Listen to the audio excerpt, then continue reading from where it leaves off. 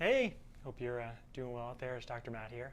I actually wanted to talk today a bit about the shoulders and building them up to be more resilient, especially if you have a rotator cuff that needs to be worked on or has been strained or pushed to the limit. These are some things that I have found that have worked really well and that I've been testing more lately with myself in terms of keeping the rotator cuff stronger, more resilient, and some things that I wanted to share with you, especially if we're spending a ton of time at the desk and sitting. What I want to get you thinking about is we gotta lean into whether it's the activation exercises or the warm-up to help get you to the point where lifting becomes that much easier, keeping up with your kids, your grandkids becomes that much easier. So these are two basic exercises I want to share with you today that you can give a try at whether you're at home or going to the gym today. Okay, so when I think about sitting, we think about this position, and if we're getting stuck there all day, mind you, we're getting better at that position. Right? So you think about your spine, your nervous system, and you think about this being stuck this way. And so first of all, standing up is going to help, moving around, getting yourself a standing desk to help you move better, but indirectly to help with your shoulder mobility as well. So consider that. And then some of the things that I like to consider, especially as a family corrective chiropractor, is the health of the spine, the nervous system. How does all this information travel as best as possible down to the shoulder muscles? How do you get into a better postural position so you're not always stuck like this, so you can help your body function and heal at its best?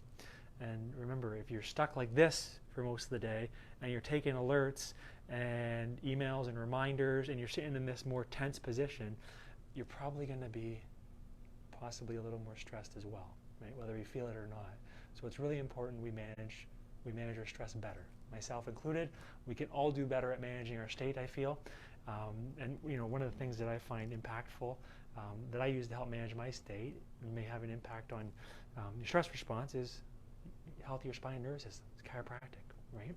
So a healthier functioning nervous system may have an impact on you managing your state better, which if you manage your state better, typically your muscles are going to be less tense like this, which is going to play a role in you getting overhead for your shoulder health as well.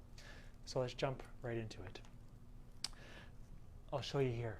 These two exercises that I have found useful are finding the end ranges for your external rotation, or for your internal rotation rather, and you're training your rotator cuff into external rotation. So you'll see I prop my knee up in front of me, and what I've been doing is, this is just a 1 pound weight, but what you're doing is doing one of these, letting it drop in and come out. And with this, I'm going to do 8 to 12 reps as a warm-up before I go and lift. But what I'm thinking about is finding that, using the weight to find the end of my internal rotation, and then coming right back up. And now mind you, the weight provides a bit of a different stimulus, the free weight, versus the band. Okay? And you notice we spent a lot of time in the past doing external rotation work, band pull-aparts. So this is a bit different. You're always up in this motion, right? So now what I've done is taken the arm, brought it forward, and then dropped it in. So you're using different ranges of motion that you may find you don't have. And typically, if you don't have that range of motion and you go to use it in the gym, you're more likely to break down in that position. So it's important that you train the rotator cuff through different ranges of motion, because what you do is you make yourself more bulletproof and more resilient for lifting.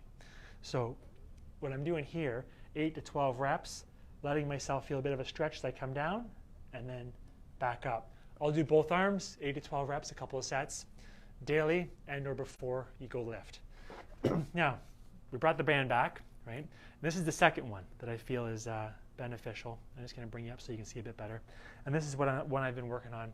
So what I'll do is it's called isometric contraction. So you just hold it there in one position. And you think about it as a W.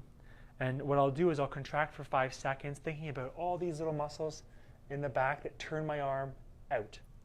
And what you'll do is just like this, shoulders down and back, come out like a letter W, pause for 5 seconds, and then back in. Relax, pause for 5 seconds, and then back in. You can do anywhere from, let's say, 5 to 8 reps, upright, pause. From the side, this is what it looks like.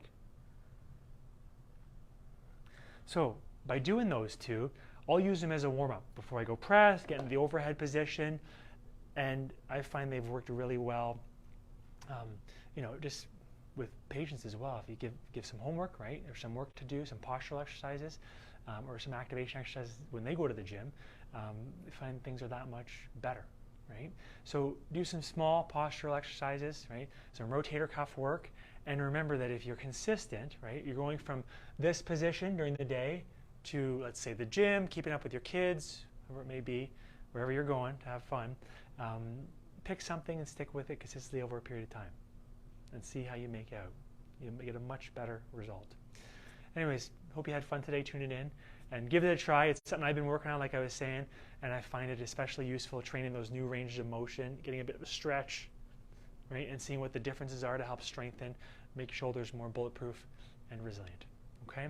Anyways, thanks so much for tuning in, and as I've shared with you in the past, I do really appreciate it. We have a large mission in terms of helping people understand their health more, in terms of you have to have more function to be healthier, and talking about and sharing the message of spine and nervous system health.